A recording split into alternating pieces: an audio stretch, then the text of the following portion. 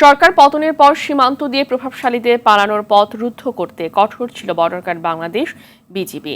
তারপর অনেকেই পালিয়েছিল বলে স্বীকার করেন সংস্থাটির মহাপরিচালক মেজর জেনারেল আশরাফুজ্জামান সিদ্দিকী। আন্দোলন দমনে বেআইনি আদেশ দেওয়া হলেও সদস্যরা তা পালন করেনি বলে দাবি মহাপরিচালকের। দুপুরে বিজিবি সদর দপ্তরের সংবাদ সম্মেলনে সংস্থাটি জানায়, ছাড় দিয়ে বিএসএফকে বাড়তি সুবিধা দেওয়া হবে না। সুফিয়ান ফারাবির রিপোর্ট। ৫ আগস্ট রাজধানীর ১৪ পয়েন্টে সরকার পতনের দাবিতে সমবেত হন ছাত্র জনতা। সেই আন্দোলন রুখে দিতে বিজেপিকে নির্দেশ দিয়েছিলেন তৎকালীন প্রধানমন্ত্রী শেখ হাসিনা। তবে আন্দোলনের প্রতি সম্মান দেখিয়ে গুলি ছুটতে অপারগতা প্রকাশ করে সদস্যরা। অন্তর্বর্তী সরকার দায়িত্ব নেয়ার প্রায় ২ মাস পর ব্রিফিংয়ে এমন দাবি করেন সংস্থার মহাপরিচালক মেজর জেনারেল আশরাফুজ্জামান সিদ্দিকী। আমার বিজিবির সদস্য আছে ৮০-৯০ জন, এক এক দিক থেকে ১০-১৫ হাজার ছাত্র জনতা আসছে। আমি বলেছি সবাই পোস্ট ছেড়ে দিয়ে সাইডে চলে যাও, জাস্ট ভ্যানিশ।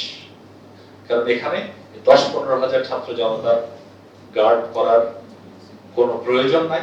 এখানে কোনো ধরনের গার্ড করতে গেলে হতাহতের সংখ্যা বাড়বে।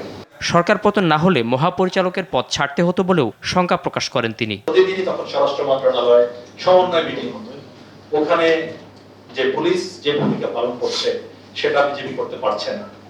সেটা তো আমার এক ধরনের, আমি বলবো যে জবাব দেওয়া বা যেটা বললেন, এবং যেটা অতটুকু বলতে পারি যে পরিস্থিতি পরিবর্তিত না হলে আমি এখানে থাকতে পারতাম কিনা তার নিশ্চয়তা আমি দিতে।